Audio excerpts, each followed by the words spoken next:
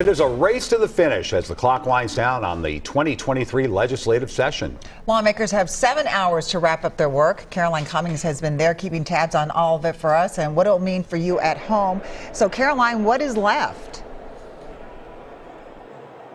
Well, Amelia, not much. Since Democrats took back control of the Capitol for the first time in a decade this session, they haven't wasted any time. The question is less about what they did do and more what they didn't, because that list is much shorter than all of the accomplishments they can write off this year. Now, lawmakers worked through the weekend to button up the remaining pieces of that next 2-year, $72 billion budget. And that last piece is on brink of passage. That's a bill to fund health and human services in this state. So here's some of the measures that are in that bill. There's a new state agency focused on children and families, which will separate those services from the Department of Human Services as it stands today. There's increased assistance to help with child care costs, funding for homelessness prevention and shelters, and it also allows undocumented immigrants to enroll in Minnesota Care, the state's health program for low-income residents.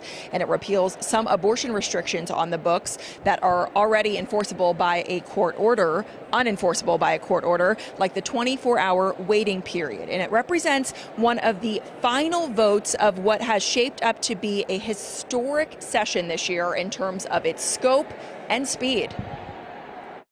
As of the end of the day, we will have passed the entirety of our top priorities through the House and the Senate. So that is an incredible accomplishment with a 2-vote majority in the House and a 1-vote majority in the Senate, that we set out a vision and we delivered on it. I think a lot of times the things that are passed here in St. Paul and in the Capitol, nobody really pays attention to them outside of this bubble until it starts hitting their wallets and the things that they're trying to do.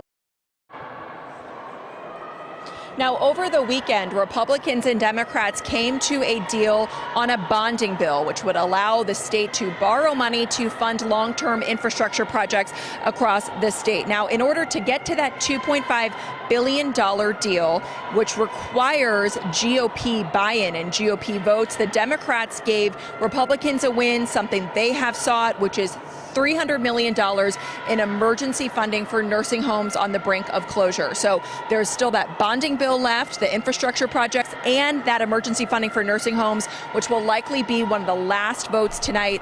Also, something we're following, whose fate is uncertain, is the Keeping Nurses at the Bedside Act. Amelia. All right. Thank you, Caroline Cummings at the state capitol.